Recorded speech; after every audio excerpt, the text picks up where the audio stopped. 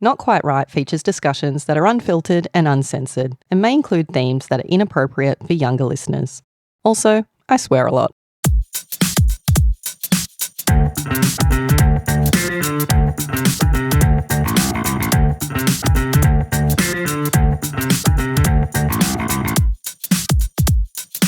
Something doesn't seem quite right. Welcome to Not Quite Right. It's your boy, Eduardo, coming at you with my sidekick, Amanda. Excuse me, I'm a front kick. We can both be hero and sidekick in this situation. Do you want to introduce yourself, Amanda? What the fuck are you on is my question. It's your girl. You're my B-girl. Is that the right term? Yeah, Or is that highly offensive? I'm a massive B. I think that's probably appropriate in the circumstances. Anyway, all that aside, welcome to the shortlist episode for the April 2026 Not Quite Right prize for Flash Fiction, in which we will be revealing our 6 shortlisters, reading out 6 stories. And, of course, our winner for the April round of the prize, who'll be receiving 1,500 Australian dollars. And all of our shortlisters this episode will be receiving publication in this year's Not Quite Right prize anthology coming out at the end of the year.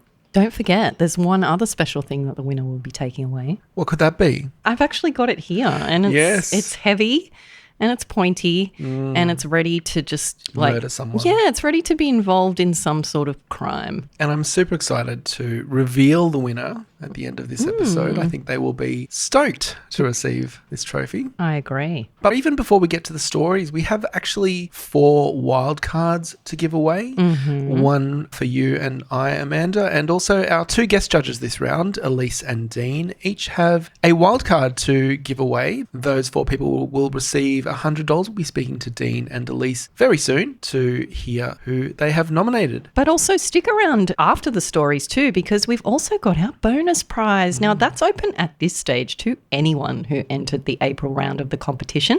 Whether you made the long list or not, you have to be a member of the winning team and you then get drawn out of a hat.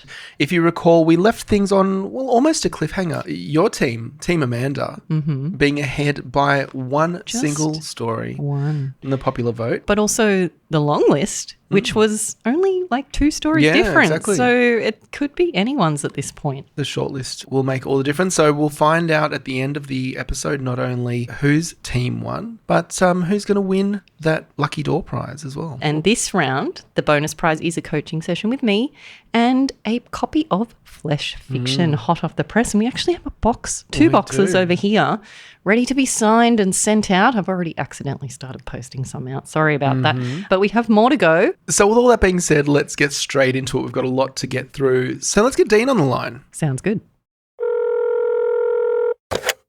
Hello, Ed. Hello, Amanda. Hi. Now, Dean, you helped judge Team Amanda this round. Hashtag Team Amanda. Woo!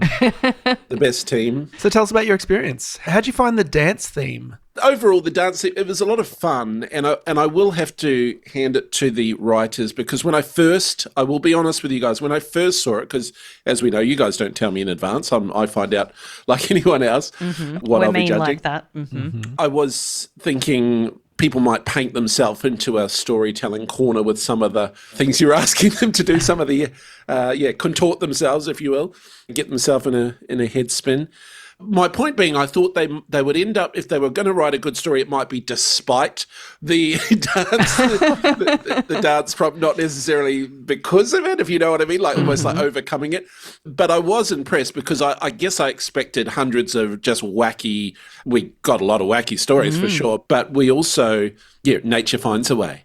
And they found ways to get that emotional resonance. Oh my God, are you talking about emotional resonance? Have I brought you over to the light side, have I? Oh, look, emotions could be laughing out loud as well. You know? No, I do know. Yeah, so it was interesting to see how everybody approached the brief. I thought there'd be a lot of comedy, there was, but it was impressive the number of people that bought the feels, as they say. You wouldn't really think the feels and breakdancing work together? We had breaking out was the action. So that obviously doesn't have to have anything to do with break dancing, but it did, some did though. We actually had like full zombie apocalypse, something just breaking out and dance. I know there were a couple of stories I enjoyed, Anthea Jones and Alda Orozco. So they had this kind of, it was like, like a zombie outbreak, but people were breakdancing instead. So those ones stuck out to me. We also had zits breaking out on people's faces. Yep. We had prison breakouts, potatoes breaking out of pantries, I think. That was very punny, actually. I think Sheridan Bell might have written that story. Yeah, we had the pantry. We also had some more sort of serious ones. I remember Avril Robertson wrote one about an ex breaking out and kind of quite a traumatic event happens in her one. This is what I mean. There were a lot of other kind of serious takes on, grief or loss or abuse or perhaps sickness. A couple stood out to me. Penny A. Nichols had one, Louise Walton, Chris Doty Dunn. That one was really powerful, about a sort of a crooked clergyman. So, yeah, that was a bit dark. Harry Humber, Jennifer Ann, Georgina Maxine. That one had a reveal that I thought was really handled really well. So there was some serious ones that really did stand out to me, and I thought that was pretty impressive. One that didn't make the long list but was on my favorite list of favorites was called Beatbox Genesis, and that was by Ded Carcosa. It was very blasphemic, but it retold the first book of the Bible, and it's with a breakdancing vibe. And I don't know, I was just in the mood for it, and I thought, good. Yeah. You know what's funny, Dean, is that there was a story in my group, in the disco group, that had the same theme. It was the exact same theme. It was the book of Genesis told from a disco standpoint. Isn't that freaky? Yeah, that story was The Book of Groovy, Chapter 1 by Shawnee Alsop Pukahi. And I also found that very bizarre. Yeah. That on each team there was someone who went there with that. I don't know what that is about. Yeah, very funny, I guess. Yeah, both of them went to that place because music is like a religion to a lot of people, I guess. So it's very true. A couple of other very, very quick shout outs for sort of the funny take on things. And Henry Hayden wrote a story called Carpet Men, which was completely bonkers, but it fully committed to the idea. So very memorable story. Slow claps all the way for that one. And there was so many more other silly takes. There was some understated ones. One particular one I do want to call out because it was on my list of really kind of top stories was by Nicola Bell. And that was an understated story, just about two siblings. It took place between two lines of dialogue. And it was just really beautifully done. So well done on that one. But look, there's lots of other ones. And a couple of them are actually going to be making an appearance in this episode in this pointy end. So I won't call those ones out. But just know that I was with you all the way. But it's wildcard time. I get to have a pick, which I'm very excited about. I enjoyed this one. As the more I read it, the more I enjoyed it. It was just a really authentic workplace setting. It had comedic notes that were really strong, lovely sense of realism. And it's sort of an unusual situation and it had some very good scene changes, kind of 3 scene changes. And a nice message at the end. So I'm teasing it up a little bit. The message is kind of a little bit about you never really truly know. Sometimes you don't really know who the people you work with are outside of work. And the story is called How I Learned My Desk Mate Was a Backup Dancer for the Backstreet Boys. And that's by Christy Hartman. And that name is quite familiar to me. She's a very accomplished writer, but obviously we judge these things blind and we award them blind. But congratulations, Christy. You are my wild card winner and it was a great story. As I say, it's always interesting the places people go with these wacky prompts. Very ironically, that's about 5 Christy Hartman stories together wrapped up as one, which is like a Backstreet Boys band. You know, Christy likes to write in the much shorter format, right? That's true, actually. She's the 100-word master in other formats. So you're right. She's probably gone away and written 5 stories and brought them all together. We've got a whole boy band's worth of stories wrapped up together there. That's very true, yes. Very, very nice visual. Yeah. So congrats, Christy. Congrats to everyone else. And thanks for getting your groove on. And if you wrote for the best team, which was #Team Amanda. Correct. It was a pleasure reading your stories. Thank you so much for all your help, Dean. Really appreciate it. Thanks, Dean. Right on. Right on. So thank you, Dean, and congratulations, Christy, on your wildcard. Well done. And now let's speak to Elise, who was guest judge for Team Ed this round. Hi, Elise. Hi, it's good to be back. Thanks for having me. Now, you helped judge Team Ed this round. Which is the best team? Because I'm sure you'll agree. Yes, of course. Tell us about your experience. How did you find this round's set of prompts? Well, so this is my first time judging something not steamy with you. Yes. So it was very different, but I thought that the ways that people responded to the prompts were absolutely fascinating. It was an honor and a joy to read these stories, and there were a lot of elements in different stories that excited me or were different for me. So I was overjoyed by the whole experience. I just loved it. So happy to hear that. I'm so glad. And as always, I loved your comments. Like, I came into the Team Ed stories later. I'm reading your top picks, basically, of both of you. And I have to say that so many times you came in with these comments that were just adding all this value. It's like you'd gone off and done this research to find, absolutely. the essence of what these stories were about. I remember one story where you were saying like you'd done an hour's worth of research and went down various rabbit holes and added like paragraphs worth of context to the story, which really helped. It does help. I think it helps too much sometimes. I think maybe you might be lending a helping hand to these authors, but I really appreciate it. Oh, thanks. Yeah, I loved that, actually. That was a fun experience for me, doing all that research and learning something new. So tell us about some of the trends that you found and some of your favorite responses. Okay, so for the action prompt, the freak out, I was surprised that I didn't see any stories that leaned into the let your freak flag fly energy. I thought that would be super fun to have like let the freak out be the freak out, you know what I mean? And I didn't see any stories that did that, but there was a take that I loved, and I saw it in 3 different stories. So 3 of our Not Quite Writers wrote stories where for their freak out, they wrote a neurodivergent or autistic meltdown. And so those 3 stories were Rosetta Stone by Chloe Page, and Tourist Trapped by Nina Miller, and Hot Chocolate by Margareta Toribio. And I thought that was a really fascinating take because most of the freakouts were like people panicking. And although a neurodivergent meltdown is a little like that, it's also quite different. And each of these stories took a look at that as part of what they were doing. So I really loved that. I love seeing which prompt people choose to center in their story as well. Sometimes it's the word that people latch onto, and sometimes it's the action or the kicker. And in this case, the freak out became the central theme for the story. And there were quite a few stories that did center and really focus in on that freak out. Yeah, there were a lot. Yeah. And you're right. It's really fascinating to see what inspires people. It's one of the things that I really liked when I was writing for this competition, because there's much more nuance and complexity in between the different elements. And I think the kicker really adds to that too. So I loved that. Yes. And we neglected to mention that you are the reigning champion of the Not Quite Right prize until the end of this episode, the shortlist episode. Yes. You'll be superseded. Someone will steal my crown, and I can't wait to see who. All right. So do you have any other call outs, any other shout outs you'd like to make? There were a lot of beautiful approaches to the writing, and there were lots of places where people's prose really moved me, but there were 2 in particular that I wrote down. And one was from The Point by Calum Graves, and it says, "Our official greeting contained Bach, prime numbers, a child laughing, and a diagram explaining that we were mostly water, but trying."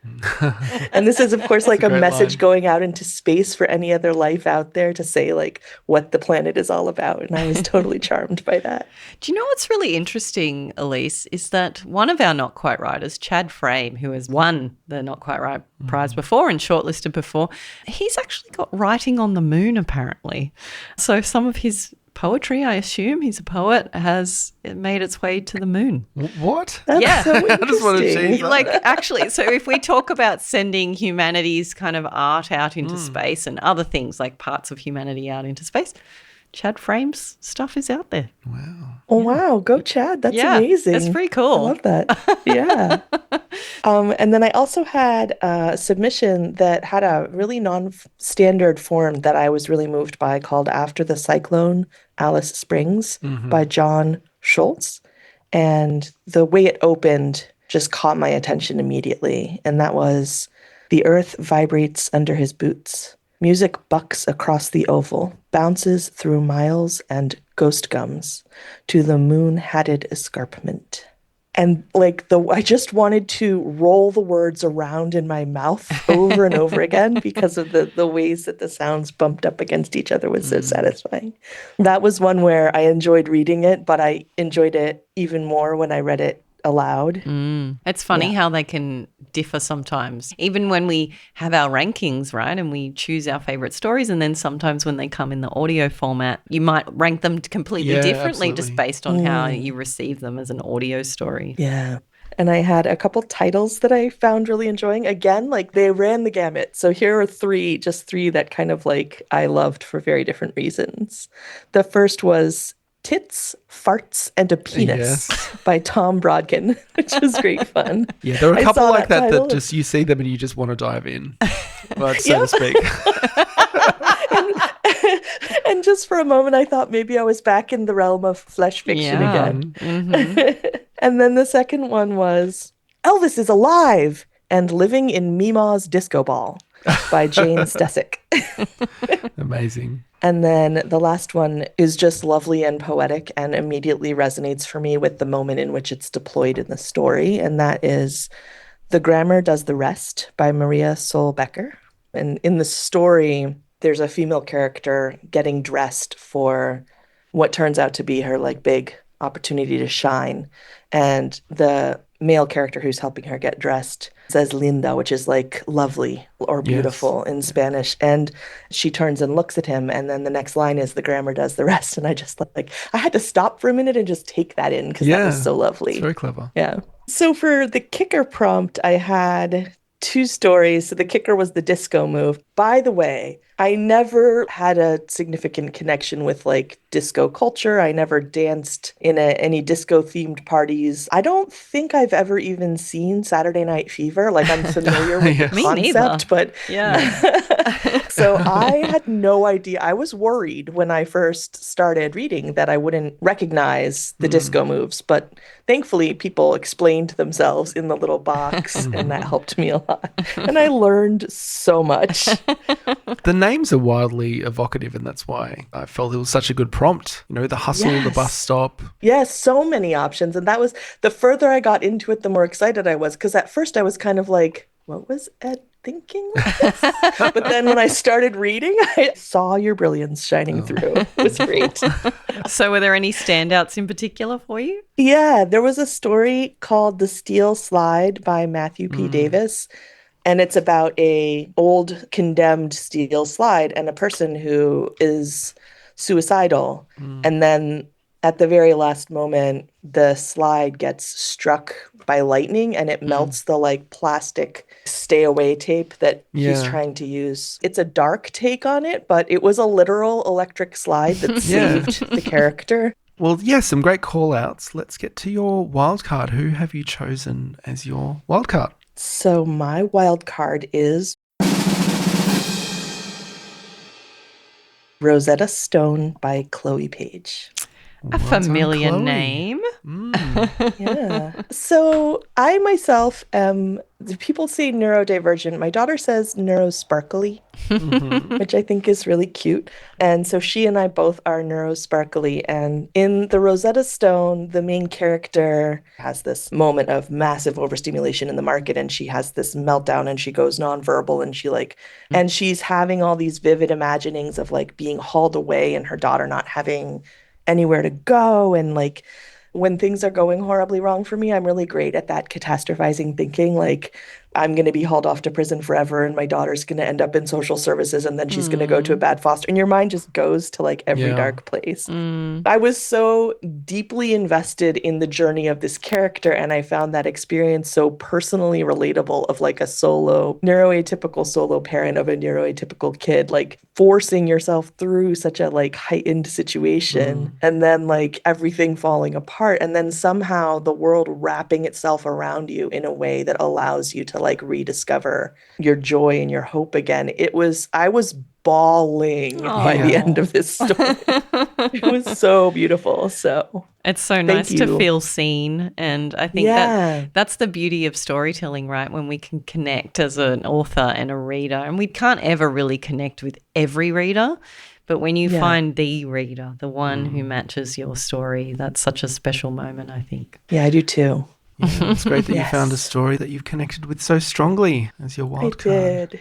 Well, very cool. Always good to see a familiar name on these lists. So well done, Chloe. And thank you so much, Elise, for helping us and for relinquishing your crown, as you will at the end of this episode. It's been a good run. Hope Absolutely. you've enjoyed your reign as Not Quite Right prize winner. Yes. The pointy trophy is sitting on my desk, and I can't wait to find out who its newest younger sibling will be. Amazing. Well, thank you so much again for helping judge my team's stories, and we'll see you. I'm sure we'll speak to you again very soon. Absolutely. And thank you so much for letting me. It's been wonderful. And go Team Ed. Woo. Yes. Thanks, Elise. So thank you for chatting with us, Elise, and congratulations, Chloe, on your wild card. And Chloe's actually a daredevil as well this round, so we'll be reading out her story in a little while and talking about it. So you'll all have a chance to hear what Elise loved so much about the story. That's right. It must always be a little bit reassuring when you make the long list with your Daredevil Yeah. story and, one of the judges calls it out as something that they really loved. I think that may set Chloe up with a false sense of security. Let's find out. That's right. All right, so it's time for us to nominate our own wild cards for this round. Why don't you go first, Amanda? All right, thank you. Well, from Team Amanda, this was a story that stood out to me on the initial read. And my comments, and now usually my comments are like full of critique and it's like, oh, I wish they'd done this, or the way the ending just didn't really, like I've usually got a few points in there. The comments for this story, which I posted on social media, was literally just OMFGGGGG. It's like 14 Gs, because I was so shooketh, whatever you might want to say about this story. I was very happy to read it. And I guess I was just really proud of this author for just completely taking that risk and throwing it out there. And the story was Wash Your Mouth Out by Malcolm McCabe. And this was a little bit of flesh fiction overflow, I feel. A bit of a kink about having one's mouth washed out with soap and trying to find the local MILFs basically to oblige on that front by offending them. And I just thought, A, that's just the dumbest and most wonderful premise I've ever heard in my life. And B, it was just very well written as well. And it absolutely shocked me, absolutely made my jaw drop. And for that reason, I wanted to award it the wildcard. Fantastic. And yes, we are seeing a lot of flesh fiction overflow, and I am here for it. Love it. So thank you, Malcolm. Appreciate you. And I really enjoyed picking up what you put down. All right, so my wild card is going to Amanda Tedesco, with, first of all, acknowledging the name. The Amanda, best name. You could have written for either team with this name, so thank you very much for writing for my team. And Amanda, your story was called Five Finger Discount. Not you, Amanda, the other Amanda. Okay, thank you for clarifying. I was like, did I write that? And yeah, I really like this story. It was a character study of a character called Uncle Gary, and I thought that character was really brought to life in a very rich and compelling way. So I really enjoyed that story, Amanda. So you get my wildcard nomination this round and $100 coming your way. So thank you very much. All right, so now it's time for the shortlist. But we've just got one small order of business before we get there. And that is, unfortunately, very sadly, to everyone's dismay and disappointment, a dishonourable mention. We always seem to have one, don't we? Yeah. One person who just can't help themselves. They just cannot help themselves. And this particular round, our dishonourable mention comes from Team Amanda with the story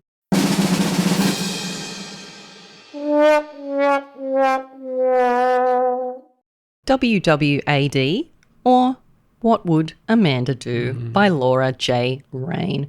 Now, this was a story that I actually really loved. I don't know how you felt about it, Ed. I felt a little bit maligned. A little in bit. this story. I felt a little differently about this story.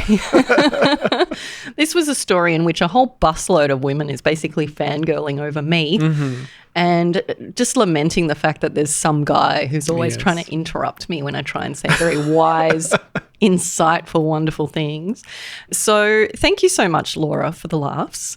I'm not sure that particular story is going to do so well if you take it out on sub to the Lit Mags. Yes. I'm not sure where in particular that story might find a forever home. But I will say it does have a forever home in my heart. So thank you so much, Laura, for the laughs. I did laugh out loud. So congratulations. There is a badge for you on the honour roll, and I don't wish to encourage you further, but it was good fun. All jokes aside, I do love reading some fun fan fiction. I do love it when my name comes up and your name comes up and there's some antics going on. It's a lot of fun. And you have to know that behind the scenes, we're immediately on the group chat. Yes. Like, you've got to read this one. Yeah. So it does make it fun. We've got quite a lot of dishonourable mentions at this stage. I think we do. might need a separate trophy cabinet to put them all in, maybe on the website. I'll have Just to with think the about lock that and one. key, maybe. Yeah. All right, but all that being said, let's move on to the shortlist proper, and we'll start with 6th place. And 6th place will win, of course, as all of our shortlisters do, publication in the Not Quite Right Prize Anthology 2026, as well as cash prize of $200. And now in 6th place for the April 2026 Not Quite Right Prize for Flash Fiction for Team Amanda. Almonds by Philip McGann.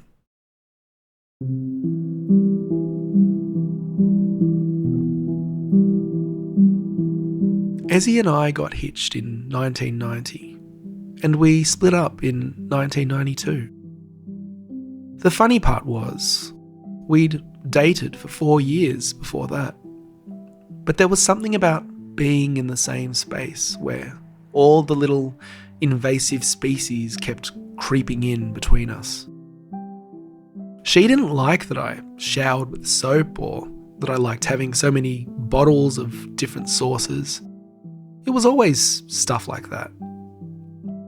But this morning I was killing time, crossing the street outside my place, stepping up as the little guy was blinking red. And there she was. I hadn't seen her since all the court stuff, but I knew it was her, even without really looking at her.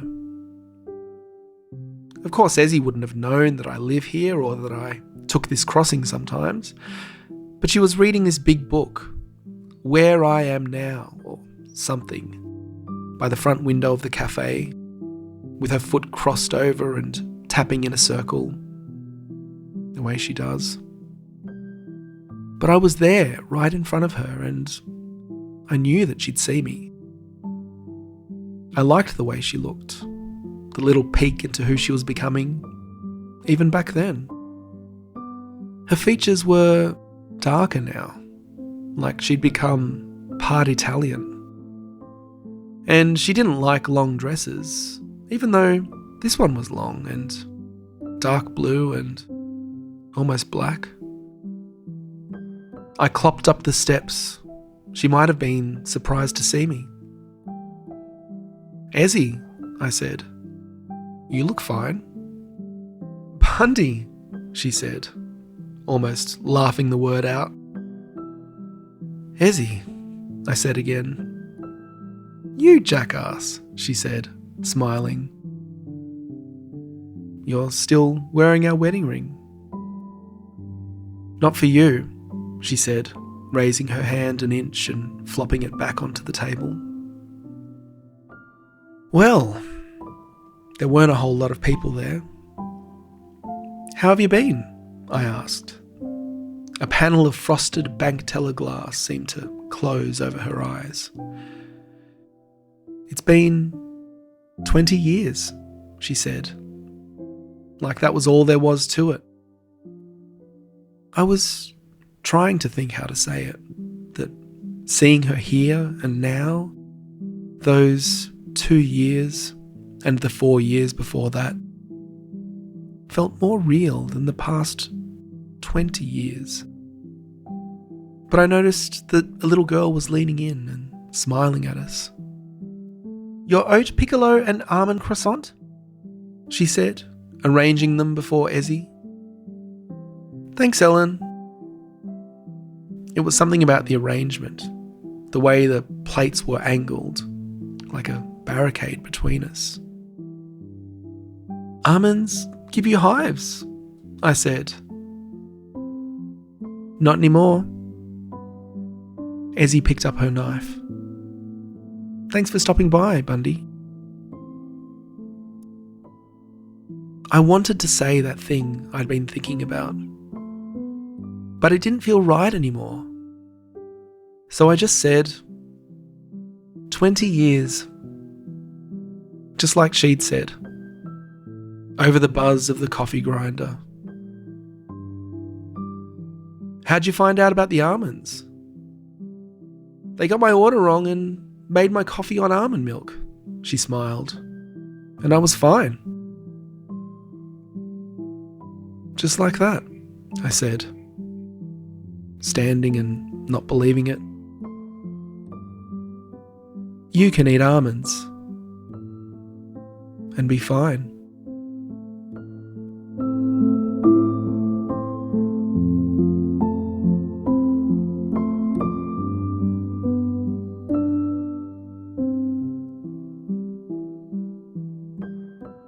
So thank you, Philip, and congratulations on making the shortlist. Well done. So we've actually just been discussing this story before we started reading it and trying to agree on what it all meant. Because there's a couple of things there. I think it's a very subtle story. It's definitely got subtext, right? And I think we can both say this with confidence. It's not really about almonds, is it? No. So, it's not always satisfying to leave on that kind of hanger, like where nothing is really resolved. But in this case, it worked really well because the idea is just like you're left with this feeling. And the feeling is kind of, for me, we were talking about it, this frustration of like, we went through all that shit. Obviously, they've been to court, so it was an acrimonious divorce, and there's a lot of pain that's gone with that because of living together and because of all the little shitty arguments they had about how many sauce bottles they had and all that sort of stuff. And now he's like, oh, and now you're just fine. Yeah. Like after all that shit you put me through, you've moved on with someone else. And you're just fine now. You don't have those problems with sauce bottles anymore by the sounds of things. You don't have problems with almonds. You don't have problems with anything. You're just fine. And that's what I took from it. And at the end of the story, we're just left with this frustration of like, well, why did you treat me like shit then? Like that's the kind of the vibe that I got. What about you? Yeah, no, I agree with that. And I think what drew me to this story was the fact that there is so much characterization in there in between the lines. And if we talk about like drama and stakes in a story, this is very low drama, right? It's a very low stakes story. I wouldn't call it low drama. I would definitely call it low stakes. This is the kind of shit I would unpack for like months with my friends after it happened. You know exactly. What I mean? Like, and then she was like, and then he was like, Yeah, but nobody died, right? No, like it wasn't that low stakes, definitely low stakes. Yeah, but I would also say, in addition to all of this history, and didn't it mean something to you? And there's also, from the protagonist's perspective, this idea that they haven't really moved on from the person that they were and the person that Ezzy was 20 years ago. And the fact that Ezzy has managed to move on and they haven't is very apparent here as well. And I think we talk often about like a vignette or stories that feel very interior. So these things that we challenge as criticisms in a story where nothing's sort of really happening in the action of the scene. Now, in this story, all that happens is that he crosses the street, walks in, she gets served a croissant, and then that's it, right? Like literally there's just a croissant being served. However, all of that action is used to such great effect, like even him pausing outside the window and what that feels like to see her and know that she can possibly see him but not know if she did and whether she's ignoring him or not. And then to go in and the croissant to be this whole like crux of the emotional journey that happens in this story is also very compelling. So I think this is a really good example of a story that takes a very small moment and takes a very emotional and potentially interior moment where you're reflecting on this whole past relationship, but actually makes it an active scene in the moment. There's all this powerful dialogue laced with subtext, actions that are simple, like she places her knife down, the plates get placed in front of her like a barricade, all of these things contributing to that emotional impact that the story has. And so I loved it for that reason. Just everything was sort of pointing towards this emotional experience. I guess this has like quite a complex emotional payload that is delivered. Like it kind of trauma dumps on you, basically, this whole history between this couple and gives you just enough detail that you're left with, wow, that was pretty intense. That was subtle but intense. But I think you do also, and we were sort of disagreeing. I think I've sort of talked you into agreeing now with my view on this story. They're both in there. Yeah, but like we were having our own view of exactly what was happening here in this relationship. And I think that's because you do bring yourself into it. And that's the beauty of storytelling as well, when as a reader, you get to take away what you took away and what that means for you and your relationships and your past and your future relationships. Like, what impression did this leave me with? And I think this story has the potential to leave a different impression on different people. And you sort of have to do that, right? Like, once you write a story, you have to kind of let it go, and then it becomes the reader's story. So thank you, Philip, and congratulations. Well done on your 6th place, and 200 Australian dollars will be coming your way. And now we come to 5th place, and 5th place takes home 250 Australian dollars, as well as publication in our anthology. And in 5th place, representing Team Amanda, we have The Pale Blue Dot by Ruth Lord.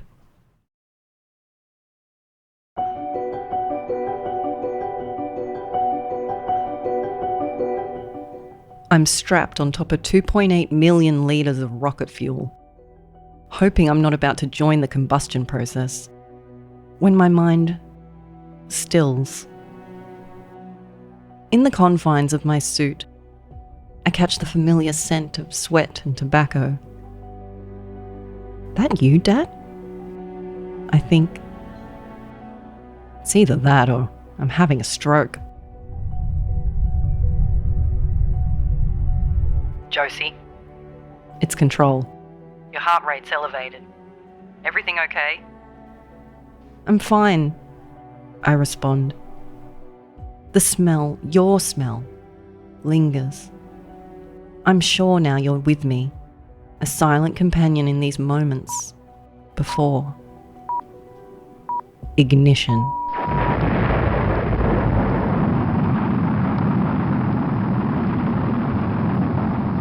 The force roars, pressing me back into my seat. It's 1,000 hands, a heaviness I've been trained to bear. The whole capsule vibrates. Hard to believe we're flying, punching up through the sky. I think of when you spun me in circles, through the air, in the backyard. "Don't let go!" I would scream, laugh. You always answered, "Don't worry." And I knew you had me. I wish I had the same faith in this rocket. I know we're streets ahead of where aeronautics once was, but even so, we're still tool-making mammals riding a modified bomb. You showed me all the old designs, of course. We debated our favourites. You admired the ingenuity of Apollo 13's repairs. I liked the wing shape of the decommissioned shuttles. "One day, kiddo," you said, "one day you'll leave us all in your dust." And you'd point straight up to the stars and smile, that eye-crinkling smile that made other people wonder if you might be joking. But I always knew you meant it. The shaking slows. Separation. Dull booms as we shed weight when it served its purpose. One section after another. Letting go. I thought I'd done this. The ache in my throat tells me otherwise. There's chatter from Control. Something's wrong with the sensor outside. There's nothing I can do. I steady my breathing. I remember talking you through a similar sequence at the end. The morphine in the drip helped. I wish I could have done more. The capsule judders again. Another part jettisoned. We're getting close now.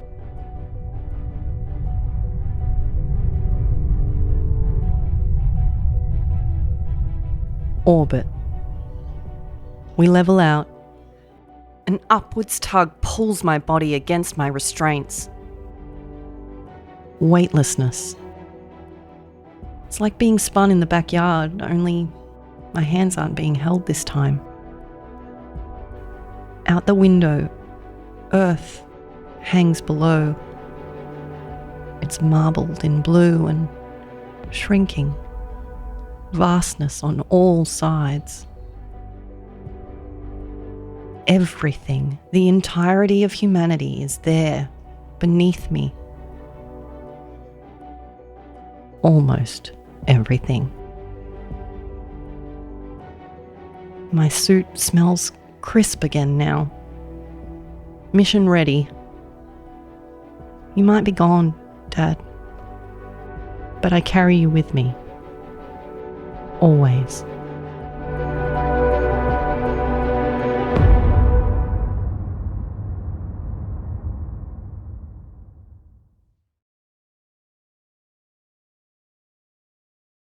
So congratulations, Ruth, on 5th place, and thank you so much for such a beautiful story. I can say this one struck a real chord for me and in fact gave me goosebumps while I was reading it just now. So, you know, it speaks to me on a really personal level as someone who is a bit of a daddy's girl, lost my dad over 10 years ago now, and it's always there on the surface. And I think if I was shooting off into space, I'm sure it would be front of mind for me then as well. I love the parallels in this story through like what's happening in the current action as well as like the history, all of the details that make the protagonist think about their father as they jet off into space. And especially the detail of the father being the one who inspired the love of becoming an astronaut in the first place. So I felt that really closed that loop nicely and kind of made the whole thing more poignant because of course you would be thinking about him in that moment as well. Yeah, I think if you had that shared history, I'm getting emotional.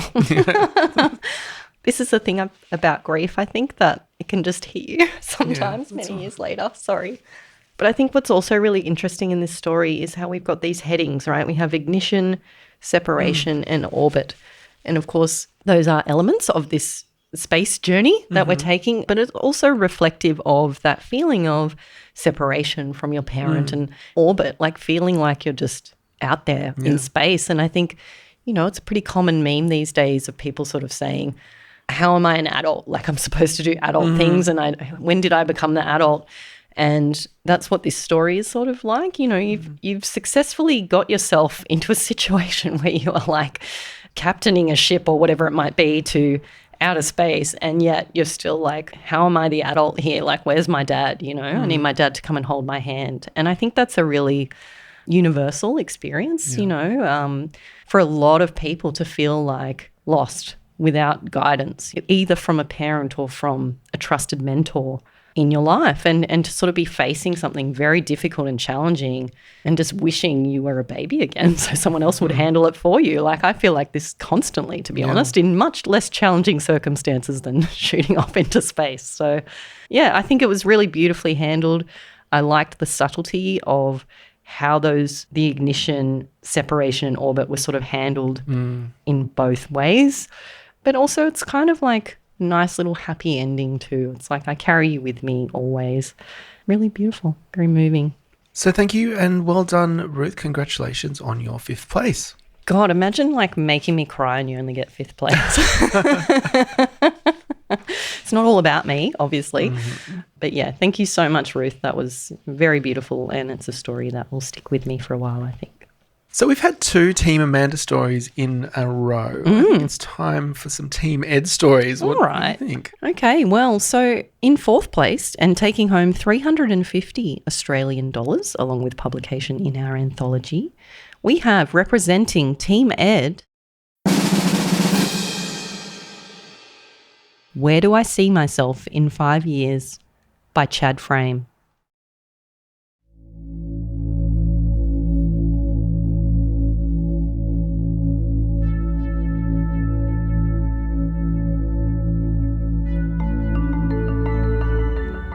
Curled in an overstuffed chair by the shade-drawn window, knees hugged to my chest, I'm acutely aware of hurtling through the void at thousands of miles an hour, relentlessly spinning like a heel-turning roller skater.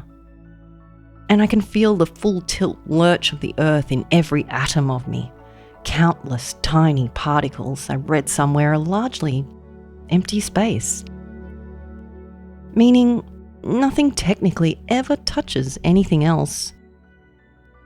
Meaning the sensation we perceive as contact is just a series of fields commingling, Meaning, I never really sipped the tea I made from that ayahuasca. I worked up the nerve to buy, then brew, then bring to my chapped lips so our respective fields touched.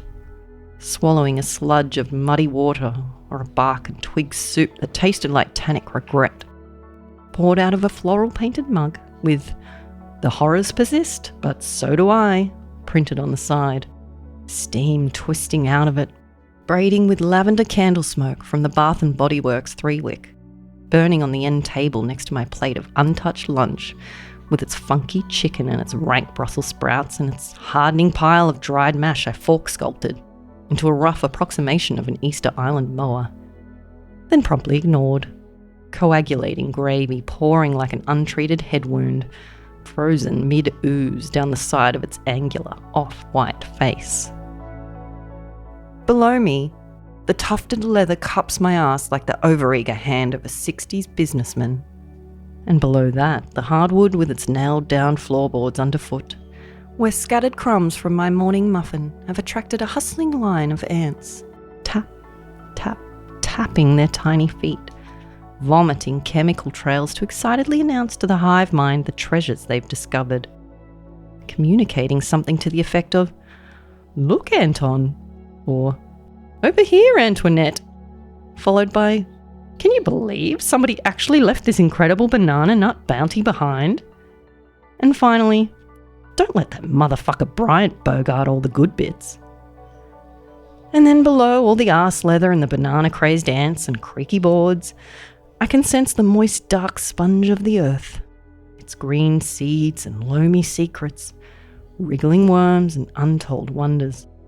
And below even that, its deep-chambered magma and its miracles, crust and mantle and worked-out core, and the root cellar of its musty undercroft, where maybe mole men are sipping at their own mud-drug teas and dreaming of whatever they imagine lives above them.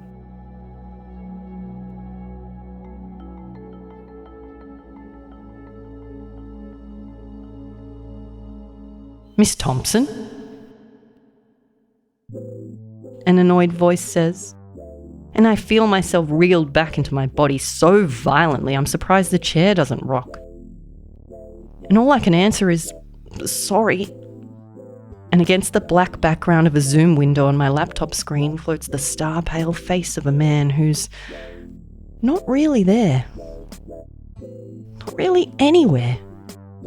Just particles and fields, judgmental eyes and questioning mouth, bald pate and black rimmed glasses, repeating his last interview question. "What would you say is your greatest weakness?" "If anything," I mumble, voice leaking through the seam of my lopsided grin, "I'm probably too reliable."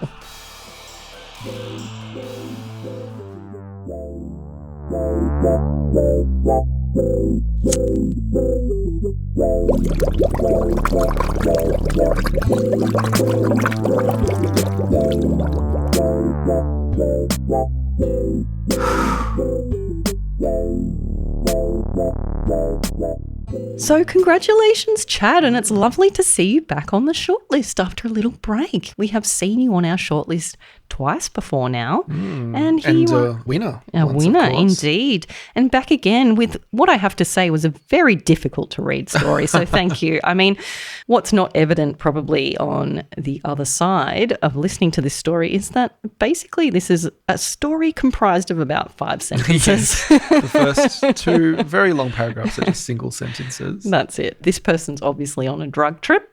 So they're thinking at 1,000 miles an hour, which is way too fast for me. So, but thank you so much, Chad. That was good fun to read. And Chad is a poet. He loves to play with form, so it's unsurprising that we find, an unusual form here, especially for a piece of flash fiction. What drew me into this story was, I guess, how different it was as a submission this round. I think that can get you very far, get you noticed at least. But really, I just love this getting really deep into the weeds of like all of these details about what the universe is comprised of in the first couple of paragraphs. And we don't really know where it's going. And in the end, like in the last paragraph or so, we just snap back into reality, just like the protagonist does. And we find out that we're in a job interview. And it's as big a surprise to us as it is to the protagonist, which is a funny effect. I know this person is on a drug trip, but it also speaks to, just for me, I'm going to rant about corporate work for a second. Yeah, but go, just please. The fact that like Preach. sometimes you do get into this stage where like, oh my God, I'm so lost in the meaninglessness of all of this, and I am thinking about just anything, and then all of a sudden snap back and you're in the middle of a Zoom call. So that was relatable, even if the ayahuasca was optional. But well written as always, Chad. Yeah, I mean, it probably also mirrors the experience of someone with ADHD. I feel like, you kind of just drifting off. You're like, diagnosing me right we're all just particles, really. And now I'm thinking about the ants and what they're doing. And then I love this sort of close encounters moment of the mash that's piled high as well. And it's all just good fun, and like it is very internal as well, and we do often criticize stories for being too internal, but there's stuff happening, and we're kind of getting so immersed in that voice, and we're on a ride. We're on this ride with this protagonist. It's here. a funny kind of internality, because sometimes, usually when we say internality, it's the protagonist being in their own thoughts and being in their own emotions. While this is all happening in their head, it is full of description and it's full of action, really. So it's internal, but it's not. So, there's ants moving around that they're talking about the feel of sitting in this chair, hugging their knees to their chest. All of this stuff is happening, and it's what keeps us grounded in the scene, which I think is important, because even though all this is crazy, we kind of still need to see that character sitting in that chair so that when we get the reveal later that they're on a Zoom call, job interview, it all falls into place.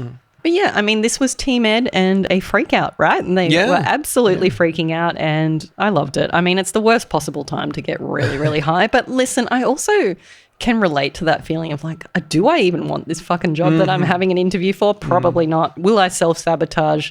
Why not? Yeah. Why not? Because the horrors do persist. They do. We're injecting ourselves a little bit too Just a hard little, into this story. a little, but that's the sign of a good story, right? When it Yes. connects with you on an emotional level. So thank you so much, Chad, and congratulations on taking out 4th place. And congratulations to our neighbour who has decided to. Was the fucking lawn not short enough? Did you need another round? Good time. And now we're at the podium. 3rd place, 500 Australian dollars in publication. It's a nice place to be. It is. And this one is also from Team Ed. We're evening the score. The score is dead even, shortlist so far, so we'll see what happens. But, so now, in 3rd place for Team Ed,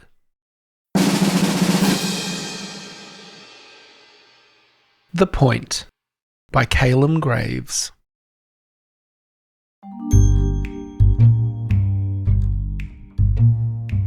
When the aliens asked humanity to explain its purpose, we sent them 17 seconds of John Travolta pointing at the ceiling.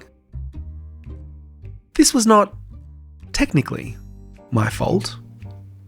I was junior cultural attaché to the United Nations Committee for Interstellar Tone, a department created because nobody trusts the military, the poets, or Sweden to speak first. Our official greeting contained bark, prime numbers, a child laughing, and a diagram explaining that we were mostly water, but trying. It was dignified. It was moving. It had been approved by 6 governments, 4 religions, and 1 billionaire who wanted his signature hidden in the hydrogen line. Then, Dave from Transmission leaned on the wrong console while eating a falafel. The message that crossed 12 light years was a corrupted disco archive from a 70s themed morale night. Travolta, white suit, black shirt, hips loaded with legal confidence, one finger spearing heaven. For 9 months, nothing replied. Then The sky blinked. Every screen on Earth filled with a creature like a chandelier trying to remember a nightmare. It spoke through every speaker at once. We have received your declaration. The Secretary General made a noise normally produced by kettles. You understand. The alien continued.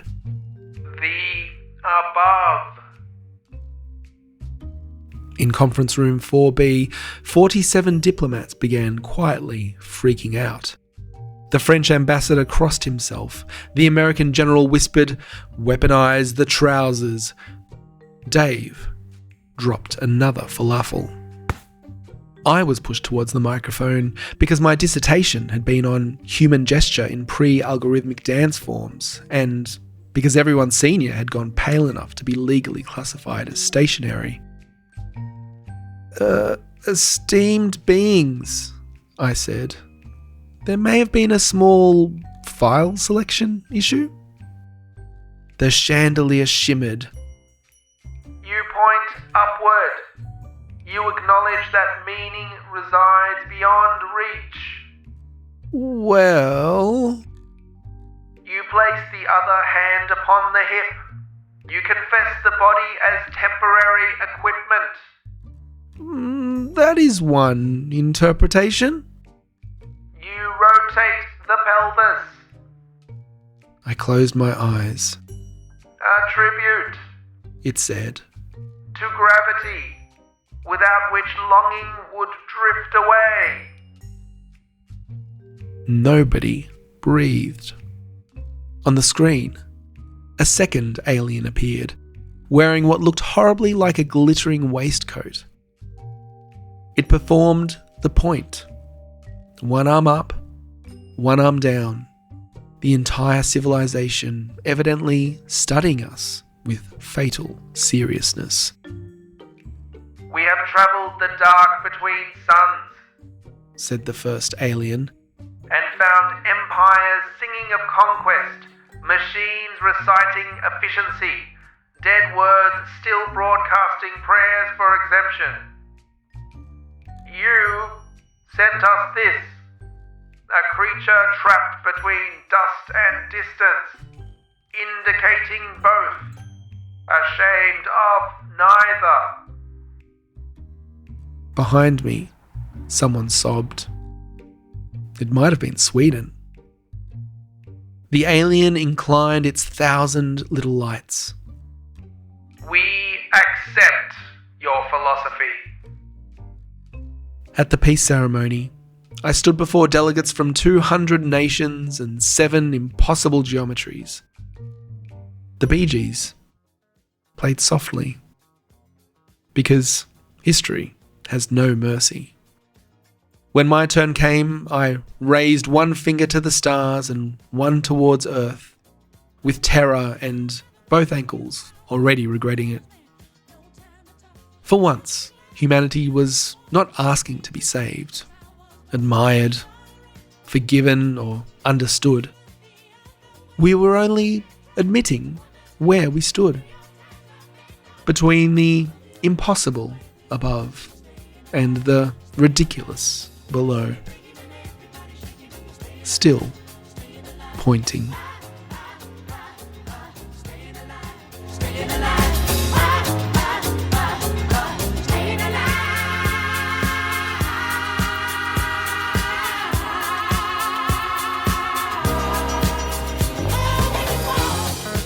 Well, thank you, Caleb, for your story, and congratulations on your podium finished, 3rd place. Excellent achievement. And what I really loved about this story, you know, I love some absurdist humour, Amanda. And I love how this one really leaned so hard into the disco move there, the point, the iconic one. In fact, it was the move that I was making on our little artwork for this round. And the one you're making right now in real life. Right now. But I love how you came up with this whole philosophical spin on this idea of like being caught between two worlds and what that might mean to an alien. And I think that's one of the things that you can really do in flash fiction is come up with an idea so crazy and absurd and just go there and like be unafraid. And you did it. and it paid off. So well done. Yeah, I mean, when you do it confidently, right? Yeah. And I think something that happens in this absurdist humour and that needs to happen, and maybe is where some other stories might have dropped the ball a little bit, is that you start with this really absurd premise.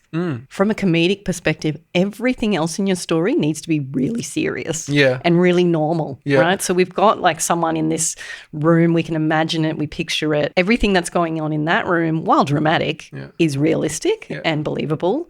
Their reaction, they've just accepted it and they just have to run with it. And in doing so, that heightens the feeling and the comedy of that really absurd premise.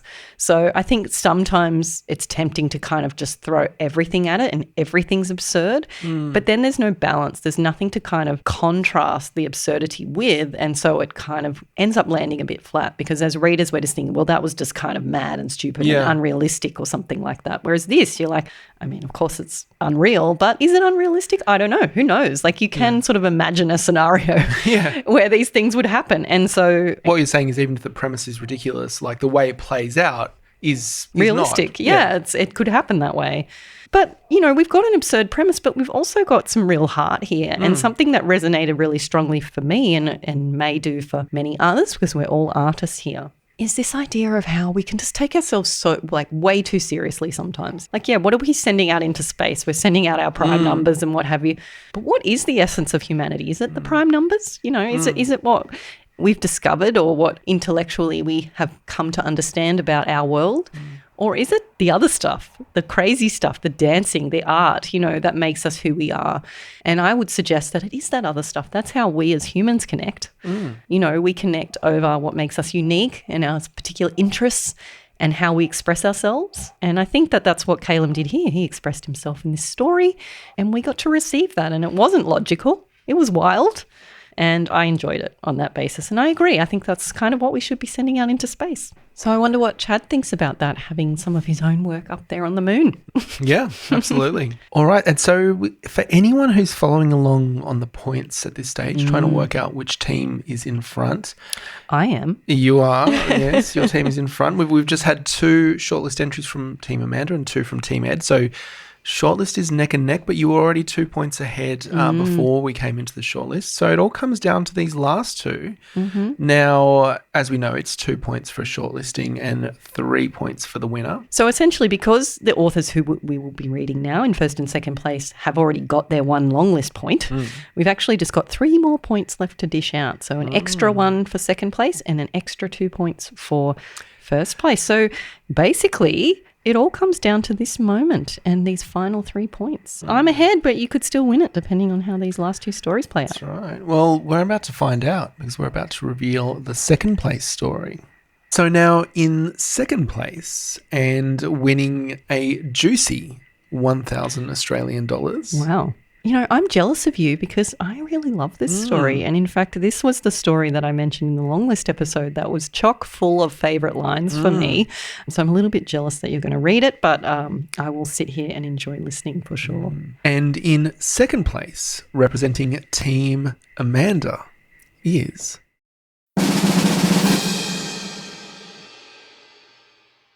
The Bogan by Liv Stenhouse.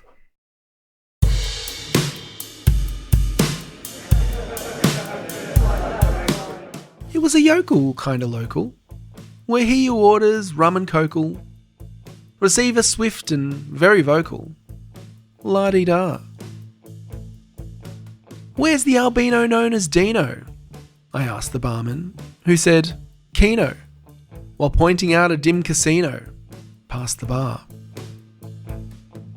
And from that blotto punter's grotto, there came the blaring of the lotto, and in a voce not so sotto, yeah, nah. Amongst square meters of wife-beaters, in worn blue singlets, all 3 sheeters, was one who'd best them by 5 litres at the bar. Some furtive hustle and a bustle beset his stocky arm of muscle, the type with which I'd never tussle, inshallah. His hand went hither, then went thither, as though he'd plucked some redneck zither, exclaiming loudly as he dither, yeah, nah, Thus he'd selected and corrected his numbers while my pluck collected, and soon I softly interjected with an So I'm the quarter of your daughter, and have a question that I thought a man like me really ought to ask her pa. His hands abandoned their meander, his blue eyes gave an icy gander. Then came the unexpected candour. Yeah, nah. That he was proving disapproving in such a manner unbehooving had me aghast and barely moving, mouth ajar. A born persister, I said, Mister, you've blessed the bow of every sister. Why tell me 9? I must insist upon a yah. My failed impressing had me stressing as he returned to number guessing, with nothing but a soul depressing. Yeah, nah. I know you've stricture in your picture of maleness, I then croaked through ricture, but your own daughters don't depict you as a star. As each new missy and the pissy would drink until he'd chuck a hissy, is why they see you just at Chrissy. Nicht wahr? No more submissive and permissive of my belaboured verbal missive. He stood and spat me his dismissive, yeah, nah. I coaxed, I'm puny and a loony, to study languages at uni, but your idea of class is goony coolabar. Then lent I duckin', arms a-tuckin', and leg all set for frontal buckin'. I posed like ray gun for this fucking bête noire.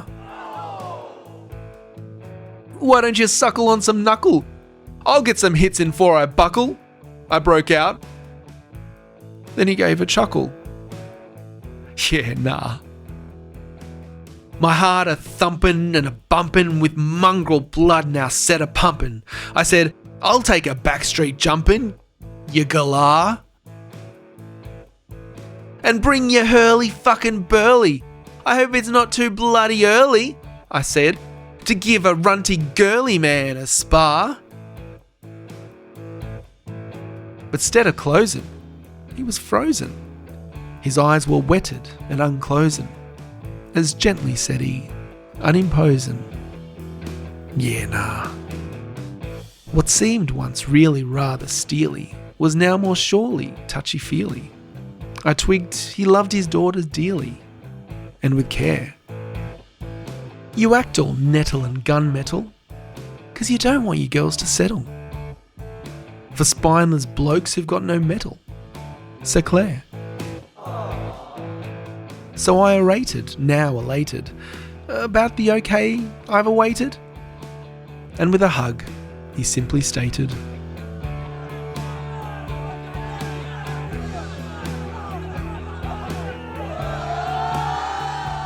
nah, yeah.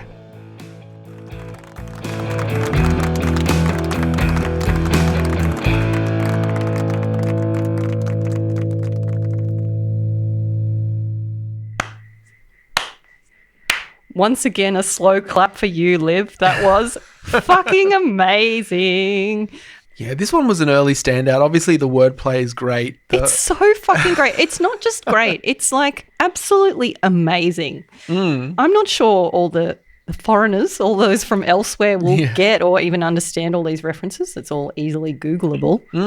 But it's just so clever. Yeah, and obviously the rhyme scheme and the yeah nah, reminiscent of a certain Raven poem, very Poe. It's extremely Poe. So instead of the Raven, quoth the bogan, nah, yeah. Oh, yeah, nah. Absolutely. Don't think we didn't notice that. Amazing. You managed to get ray gun in there without it feeling weird. This whole thing of like, he's doing the other languages at uni, Yes, which is yeah. very convenient for a Yes. poem. I love that you are able to just bring in other languages to fill those blanks for you. But you paid that off. Like he's doing multiple different languages. And it fits into his character. It's obviously like not the tough guy and he's trying to live up to these expectations. Absolutely. And I sort of wondered at whether as well there was a bit of a cultural difference here. We've got inshallah mentioned at the start of the poem and whether that was something that came between this father and the potential beau for his daughter. But probably a lot of people do know this now because it's out in memes or whatever that, yeah, nah, means no. We should clarify. We should clarify. Yeah. In Australian, yeah, nah means no, and nah, yeah means yes, and that is very clear to all of us. So he's basically saying yeah, nah, i.e. no throughout this poem until right at the end he flips it and he's finally saying yes, which is so clever just on its own. That one little moment, I think, on its own is very, very hilarious. But all these other things, like lines like in worn blue singlets, all 3 sheeters, so 3 sheets to the wind. And the other one I loved, your idea of class is goonie cooler bar. Yeah. So goon bag, basically, of wine. Like so a box of wine a for our box of American wine, friends. boxed wine.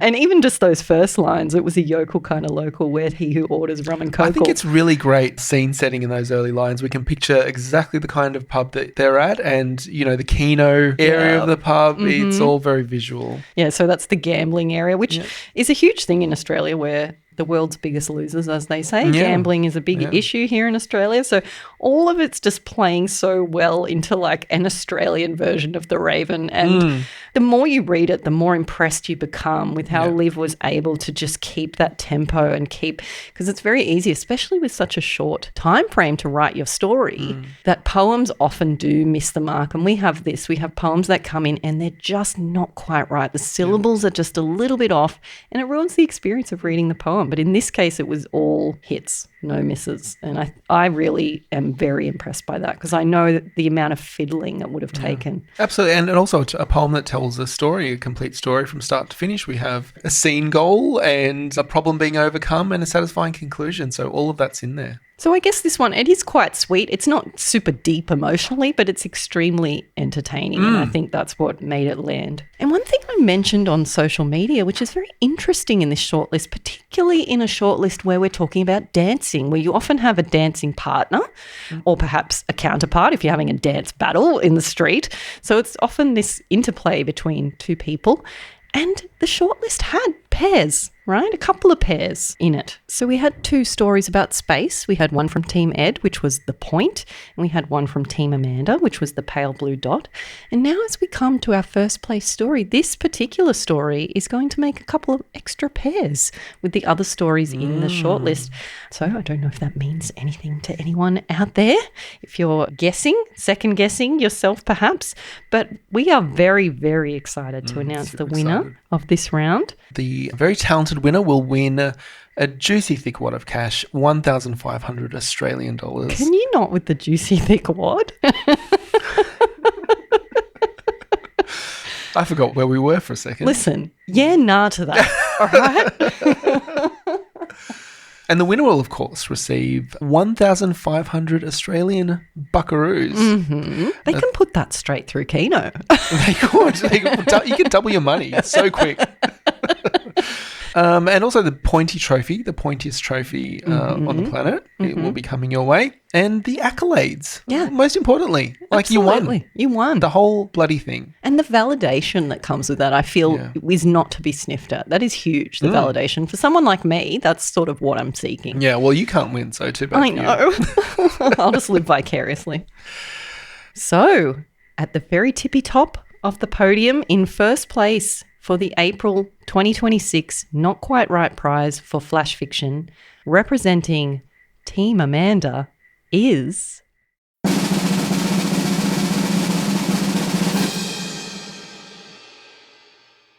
Waiting by Athena Law.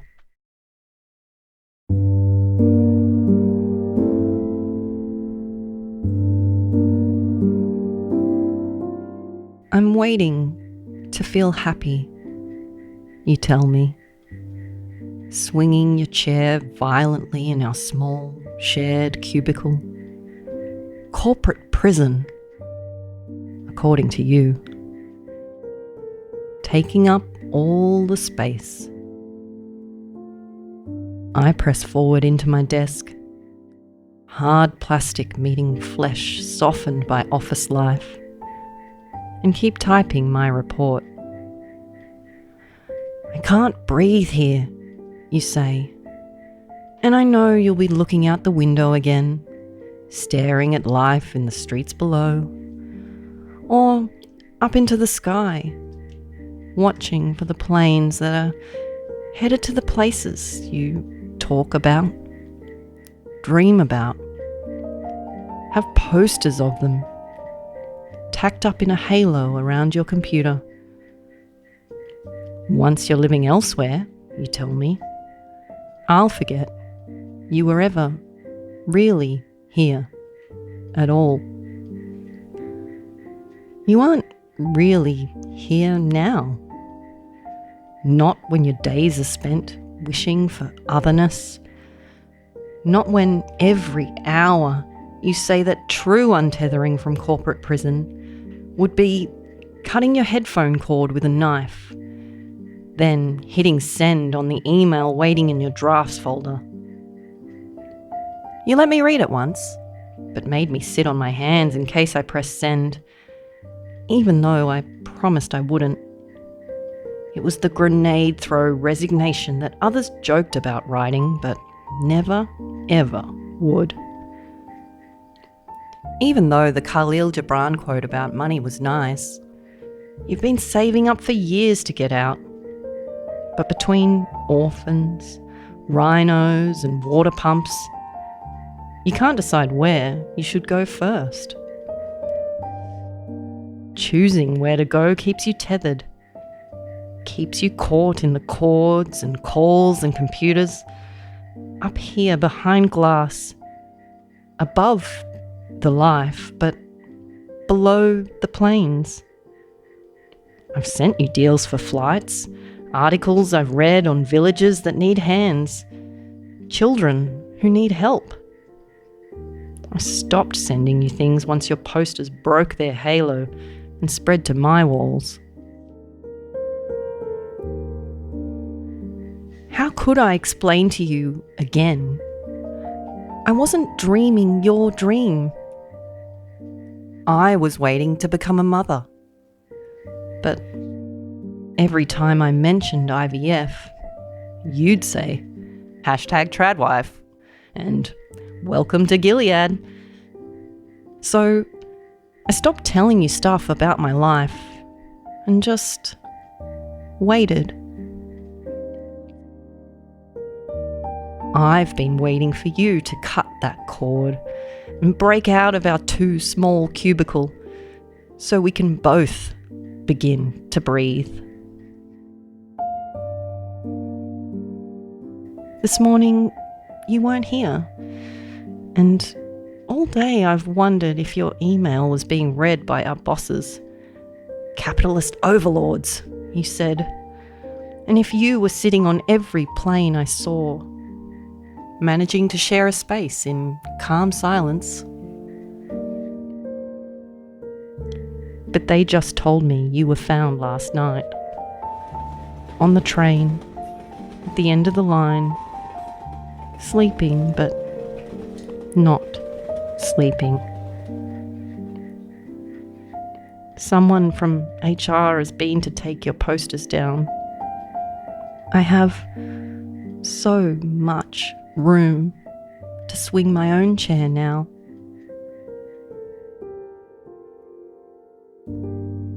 I'm waiting to feel happy.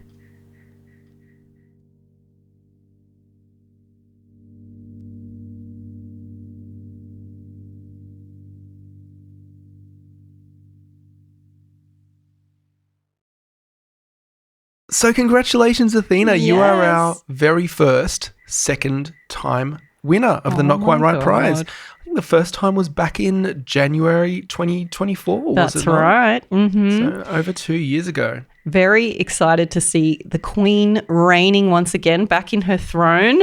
She has, of course, been topping the leaderboard for some time as well. So it's really unsurprising to see her back here. But very, very exciting. And I know Athena's probably careened off the road, squealing somewhere. Well, I hope not.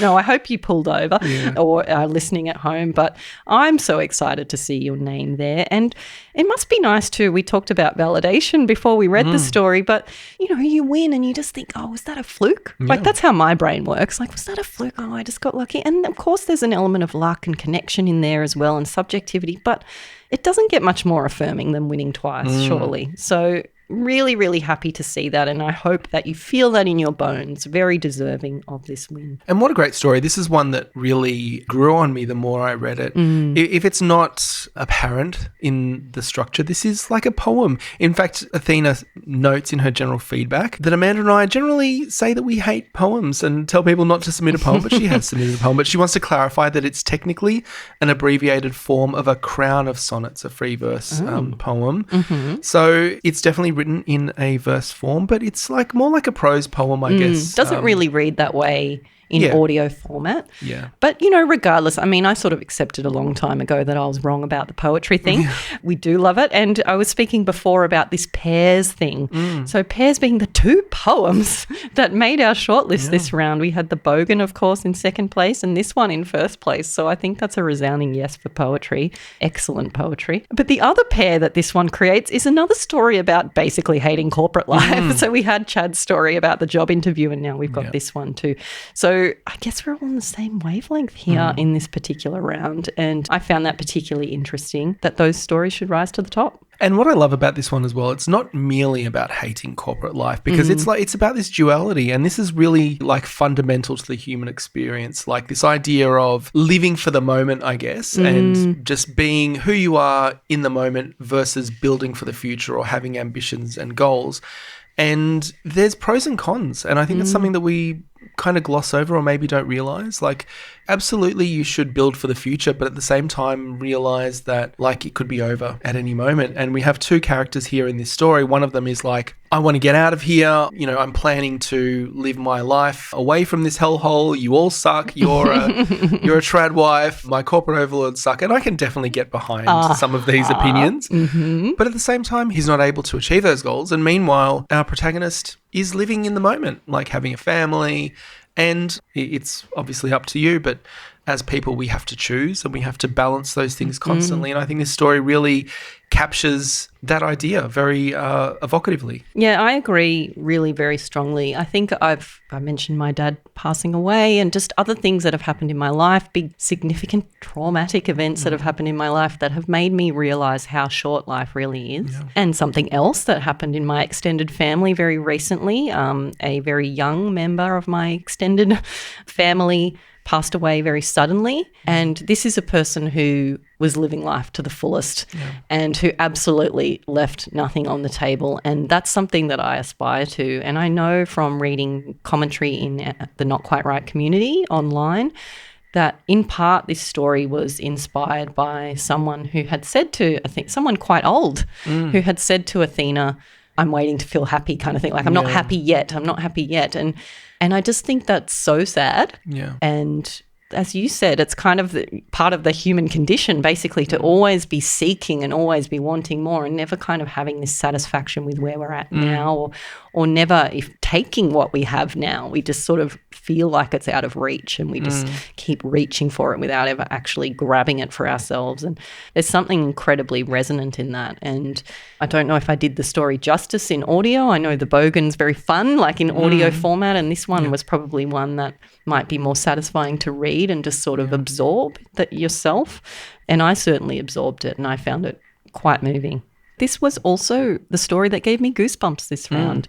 And there's something to be said for that. It's funny, I get goosebumps. I've mentioned it before, like in live theatre, at musicals, listening to music in the car sometimes.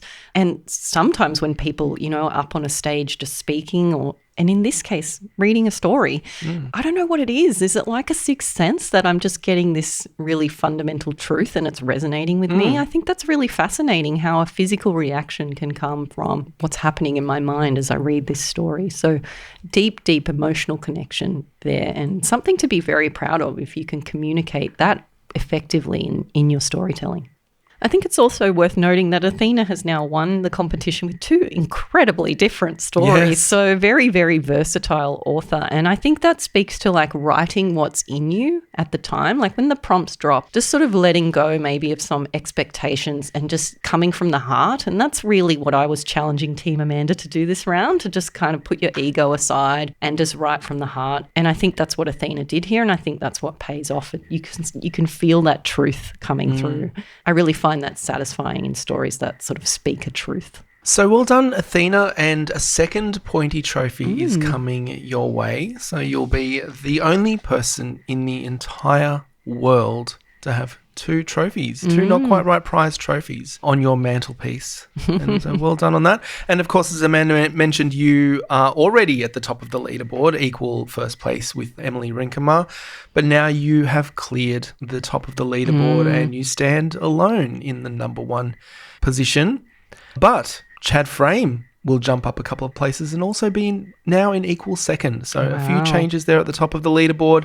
Go and check it out in the community when you get a chance and see a little bit of shuffling up there. But A little bit of hustling, a little bit of shuffling. That's right, a little bit of pointing and so on. But let's talk about teams. Only one team can win, as always. Mm-hmm. So who won?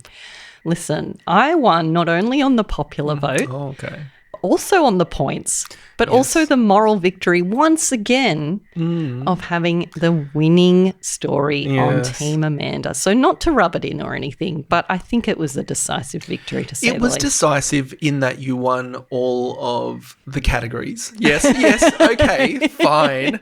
But it was also very close because we were within 1 story on the overall popular vote. We were within 2 on the long list.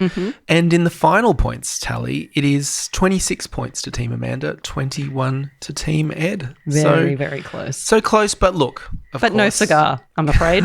Congratulations and well done. You do deserve it. And I'm just taking all the glory from myself despite having absolutely as if you wrote all these stories yourself. But well done. You've inspired them, so that's the important thing. So thank you so much to all the Team Amanda contributors. And as a little reward for joining my team, those of you who did not just win a cash prize are now going into the draw for the bonus prize. So get excited if you're on Team Amanda. We're about to do the very fancy bingo ball pull. Yeah, it's time to fire up that machine. Crank it up as he clicks open on the Excel spreadsheet. Well, and the random number that's been generated here out of our ball machine is 86. Now let's look up our little spreadsheet. 86 is The Yellow Door by Chrissy Driver. Well done, Chrissy. Yay, you win a coaching session with me and a copy of Flesh Fiction Volume 1, hot off the press, and we've got some copies here now, so we'll sign one of those and send it out to you just as soon as we get your address. So once you have learned that you have won the prize, please reach out to us by email, let us know that you know, and then we'll arrange to send you your prizes. So congratulations, Chrissy, and congratulations, Amanda, on your decisive, thorough flogging of me. So it's 1 apiece, 1 round apiece. So next round will be the decider. For now. For now. So as with the bonus prize, for all those shortlisted authors and wildcards, do please get in contact via email and let us know that you've listened or that you've sneakily checked the website or the transcript to find your name. And that way we'll be able to send that prize over to you right away. Also, make sure you jump on the honor roll section of the website and grab your updated badges with your placings listed on them, and do feel free to share those with your friends and family. And as always, thanks everyone who entered this round. I really enjoyed this shortlist. It was actually quite a challenging shortlist for us. You know, we love to be challenged. We've said in the past that you're taking a risk when you send us poetry, but we reward risk sometimes as well. And we put 2 of them in the number 1 and 2 spots basically this round. And I'm really quite proud of the fact that in the Not Quite Right prize, it really is any story and any author that can rise to the top, because it's really about what you give us on the day. And you know, while we might have our own personal preferences about what we might read if we were to go to a bookshop and pick up a book, we also just really appreciate excellent storytelling. Yeah. And so when a story comes through, and whether it's something that we would have thought we liked before we picked it up, we're able to see, you know, the heart of that story. And it really does make me so proud that our shortlist represents such a range, a diverse range of different stories. And to me, what that means is that anybody entering the Not Quite Right prize can do so with the confidence that whatever they have in them to deliver on that weekend will be received well. Yeah, it's not about genre or theme. We've had comedies win, we've had really serious stories win, we've had dark stories, we've had like stories with twists, we've had all manner of variety of stories. We've had erotica make the shortlist as well. So, yeah, absolutely. It is about all of those things that we always talk about on our Daredevil and on our long list episodes, the things that make stories great. So thank you, everyone who has entered, and especially thank you for everyone who has entered for Team Ed. And so for those of you who are perhaps feeling a little bit disappointed in your own result, either we're really hoping for a shortlisting this round or hoping for a long listing or a wildcard prize, I hope that when you listen to these stories, you can, like we did, appreciate why they rise to the top and recognize in them the qualities that make those stories stand out. And hopefully, you know, in some cases you might learn something from those stories, or you just continue and persist with your own writing style and wait for the day that your own story gets recognized. But thank you very, very much to the shortlisted authors, and congratulations. I really look forward to publishing your stories in the anthology at the end of the year. And you know where else our listeners can learn a little bit about story writing? That's from our Daredevils, and they'll be coming up next. We have 5 Daredevil stories this round, one of which was actually a wildcard winner, as we heard earlier on in the episode. So looking forward to all of those. We'll be reading out those 5 stories and talking in more depth about those stories, as we always do, breaking them down, saying what we liked, what we didn't like about them, and just generally making the authors feel very uncomfortable. Which is our main goal, really, when it all comes down to it. I just also wanted to note the coaching sessions that I have coming up. I'm really looking forward to those. So I'll be getting in contact with those authors to just double check the timings are all good for you and to start preparing my notes, a little bit of a private Daredevil perhaps, and in some cases just a really lovely chance to talk about writing goals more generally. I always really enjoy my time talking to those authors, so I'm really looking forward to it. And if you are interested in some coaching with Amanda, I believe as of time of recording, there are still a few spots left for the July round. They may be selling out quickly. Yes, and speaking of selling out, it's actually shaping up to be our biggest comp yet. It is, yeah. So I don't, it's a bit early to make the call, but as of now, it's looking like everyone's jumping on board for July. So I'm really excited. I'm hoping that we get a bumper crop of stories to read. And if you haven't already signed up for the July prize, then please do so. Just jump on the website, notquiterightprize.com. And keep your eyes peeled. We'll be revealing the theme for this round, the theme image for the July round early this time around. So you'll have a chance to think about what kind of prompts we might be hitting you with on the day. Basically to think about absolutely all the wrong stuff. Yeah, exactly. And the other thing to announce is that Flesh Fiction is now officially out and available on our website. So head over to our website, notquiteright.com, and grab yourself a copy of the book. Click the books link there in the menu. It's a good time, this book. It is a very good time. We were just talking about the diversity in the shortlist of the Not Quite Right prize. Talk about diversity. Yes. Volume 1 has just got, and intentionally so, just this amazing mix of random different takes on the idea of what it means to make the unsexy irresistible. I'm very, very excited to see what everyone thinks because, of course, most of these stories haven't been read before. We've got a few of the winners in there, like a few of the podium placing stories. But we've got all these other juicy stories that we've got to read so far, but that will be new to you. So check it out. And when you do, please let us know what you think. Let us know your favourites, whether there was anything surprising in there. Yeah, hit us up. And so that's available in ebook and paperback format on our website. And thanks to Blanche Delpouget, who has blurbed that book for us. I'm thrilled that there's in spite of your in spite, maybe because of gaffe. my huge gaffe. And it's funny to think that she has a copy of that book in her house right now. Yeah, that's right. And she's read all of these stories and enjoyed them. And enjoyed them too. So if you want to enjoy them as well, go grab yourself a copy. But that's it for the Shortlist episode. Of course, as I mentioned, we'll be back with our Daredevils very soon. And stick around after the closing theme song for Vague Tweets, as always. Mostly Amanda's Vague Tweets, let's be honest. But until then, right on. Right on.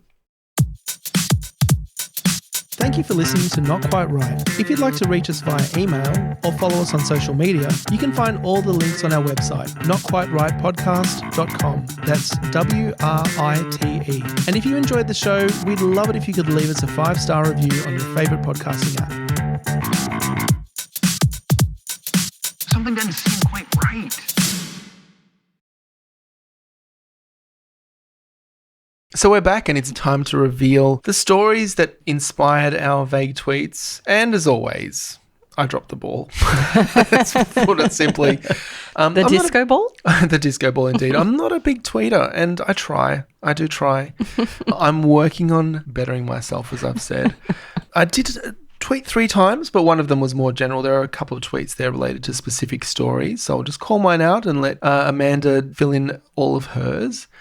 My first tweet was, some Ed and Amanda fanfic has snuck its way into my team's stories. Will it earn a dishonourable mention or more?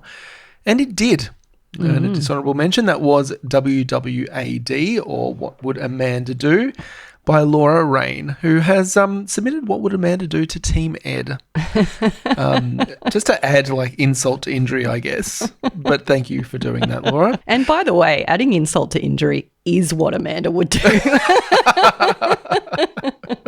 My other tweet was, seems several of you are hoping to stand out with some very provocative titles this round. And the 2 stories referenced there were Tits, Farts and a Penis by Tom Brodkin. So thank you, Tom. It definitely got my attention with that story title. And the other one by Louise Sutherland was Rode Hard and Put Away Wet. Both are kind of echoes of flesh fiction there. A little bit. But Amanda, tell us all about your many vague tweets. Well, look, I restrained myself a little bit this time, but I will go through them. Kicking off with Douglas Maccabee's Poor Eddie. I said, thanks for the literal lols. And it was about a dead goldfish. We mentioned it in the long list episode. And I also quoted a favourite line, which was basically about driving to the hospital, but dancing while driving to the hospital. And I did laugh out loud at that. So thank you so much, Douglas. And then hello to the potty-mouthed author who delivered a stunning tale of revenge. Hope you're doing okay. And I said, don't reveal yourself yet. Just go and read The Cask of Amontillado and tell me if it doesn't make you feel a little better. And that was Jin Leo with Philodendron Pink Princess. And this was basically about a homicidal plant, which was pretty fun. And I don't know how you're feeling, Jin, but I'm feeling a lot of need to exact some revenge out at IRL, out in real life, and you know, enjoying a little bit of fiction on that front does in various help. directions for you, Amanda. There's several recipients of your There's always ire. someone on my shit list, but you know, there's a few names that have, well, one particular name that's risen to the top of late. And then I said, ooh, a little flash fiction overflow has made its way to the April comp. You owe the jar $1, and that was Adam Wolfe with Premature Freeze. And that was a fun story about a guy who has the power to freeze time basically and prevent himself from prematurely ejaculating. That's a great premise. I love that. Wonderful little fantasy coming to life. So that was great. And next I said, my first yes for the long list features a fun usage of the street word prompt that I was not so secretly hoping to see this round. And of course, that was a Backstreet Boys reference. And the story I was referring to was J.D. Hoadley's When Your Dead Best Friend Communicates via the Spotify playlist So Fresh Greatest Hits 90s and 2000s, which did mention the Backstreet Boys in there as one of the songs. And there were 5 Backstreet story Boys specifically written for Amanda, I believe. They always are. Speak to my heart. Absolutely. And yeah, there were, I think, 5 Backstreet Boys stories from memory, and I did enjoy them. So thank you so much to all of those authors. And then I posted swiftly followed by another yes. Australiana vibes on this one. And that was, of course, Liv Stenhouse's The Bogan, which was our second place story and about as Australian as you get. Next I said, and it's another yes from me, and not just a yes, but a shortlist contender. It might be yours if your story took a big picture approach. And it did, in fact, make the shortlist, and that was The Pale Blue Dot by Ruth Lord. And then I said to Marissa Hanley with Tombstone Windmills, you're the type of crazy I can get on board with. I'd love to see your story on this round's long list. It may be you if you featured a breakdancing move in your title. More than one breakdancing move, in fact, both the tombstone and the windmill. Next, I said my first goosebumps of the round, always a sign of deep emotional resonance. It's subjective always, but it's a yes from me. This could be your story if you centered the idea of breaking out of both a physical and emotional place, and that was, of course, Athena Law's winning story, Waiting. So just a few more. I said, sometimes my highly professional and well-considered judging comments look a little something like this. And that was, of course, the OMF GGGGGG comments. I said, I'm not even tagging this one because if you wrote this story, you already know who you are. And that was, of course, my wildcard winning story, Wash Your Mouth Out by Malcolm McCabe. Next I said, ooh, more flesh fiction overflow. Seems you guys just can't get enough. And that was from Ryan Nanome with Wand Play. Now, I didn't mention Ryan before, but I've just remembered Ryan's coming to the book launch as well. Really? So I look forward to seeing Ryan again. We have met in person for an in-person coaching session, which is a wonderful advantage of living close on the Central Coast. And I look forward to meeting Ryan's wife. I'm not sure if this is how much fact is in the fiction here with Wand Play. Find out. We'll just have to ask like right up front. Wingardium Leviosa. Next I said, what? No cherry blossoms? And that was a little nod to Robert Fairhead with his story, A Headspin. A little haiku, which I'll read for you now. Narrow streets, strange sights, breaking out in sweat, footsore, travels a headspin. And Robert had already flagged with us that he was going to be travelling in Japan when the prompts dropped, and that he probably wouldn't have the headspace to write a whole story. But of course he had an annual pass and he didn't want to miss the chance. And in submitting that, did put himself up for the bonus prize. Absolutely. So yeah, It's so worth that was getting it great. in. Absolutely. And I hope you enjoyed your trip, Robert. I do love Japan. I hope you had a lovely time. Just a couple more. I said, I've just encountered a very fun closing line that fully stuck the landing of its story's premise and was both punny and ridiculous. I appreciate you, mystery author. Thanks for the lols. And this author is no longer a mystery to me. It was Sheridan Bell with Lord of the Fries. And this was a story about potatoes and like root vegetables. And the line I particularly noted was, she glanced back at Russ, panting in the dust. Sorry, Spud. I guess he's the better root. So a lovely punny little story there about a judgmental beetroot. And finally, I said, this round I'm seeing so many stories attempting some really bold and frankly irrational things. Some succeed in delighting and some lose the plot in more ways than one. This one was a success in my books. It could be yours if your story had a happy ending. And that was Sam James's Round Trip, which was actually quite a dark story.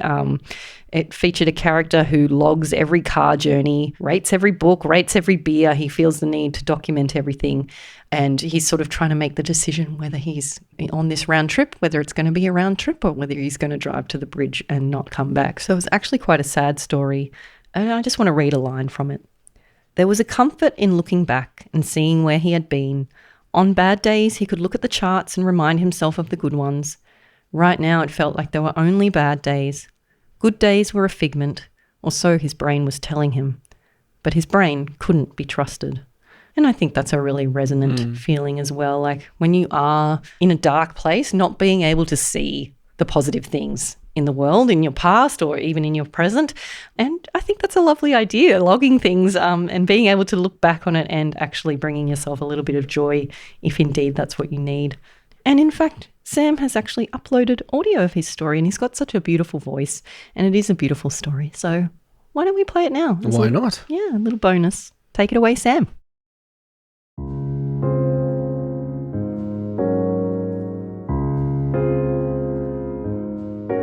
Round Trip by Sam James. Eric kept track of things. Every book got a review, every beer a rating. He logged each car journey in a spreadsheet, the miles, the fuel, the destinations. 24th of April 2026, home to supermarket, 2 miles, round trip equals yes. There was a comfort in looking back and seeing where he had been. On bad days, he could look at the charts and remind himself of the good ones. Today was a bad day. Right now, it felt like there were only bad days. Good days were a figment, or so his brain was telling him, but his brain couldn't be trusted. Look. 12th of April 2026, home to Sea Houses, brackets Farne Islands, 98 miles, round trip equals yes, refuel equals £63.51. The Puffins were back for the season, and he'd gone on a boat tour. Rapid, fluttering wing beats, sand eels wriggling in bright beaks, sea salt in his eyes and on his chips. That was a good day. Fuck, he was tired. Eric measured out his beans, 3.5 stars, a little dark for his taste, and poured them into the coffee grinder. Routine was another way he coped with these dips. Days when there was no motivation to do anything, only the rhythm of habit made him put on pants. 24th of April 2026, home to work, 5 miles, round trip equals no. He placed his travel mug on the desk and opened his emails. One was red. He didn't remember opening it. Another sat half-replied, a sentence trailing off mid-thought. His pocket buzzed with some unimportant notification. When he looked up from his phone, the lights were dimmed and the cleaners were in. Fuck, where had the day gone? That had been happening more and more lately, losing time. Sometimes it was lost to scrolling. Sometimes he had no idea where it went. He could only hope the lost time wasn't having too detrimental an effect on his spreadsheets. How could he trust the data if it was incomplete? The first thing he did on arriving home was update the trip log. Round trip equals yes. He didn't much feel like eating, but it was Friday. Pasta. He reheated a portion, set it on the counter, blinked, and it was cold. Fuck. He blinked again. His car keys were in his hand. Blink, streetlights. Blink, wind. Eric was standing atop a railing, holding onto a cast iron lamppost. How had he gotten here? His car was parked haphazardly behind him, and far below him, the river was at low tide, exposing grey mud at the banks. This should have sparked something in him. Fear, perhaps, or anticipation, maybe relief, but there was nothing. In the face of emptiness, he fell back on rhythm. 24th of April 2026, home to Tyne Bridge, 2 miles, round trip equals... His thumb hovered over the keyboard, the cursor blinking in the round trip column. Wind whipped around him, waves surged below. And what was that shrieking?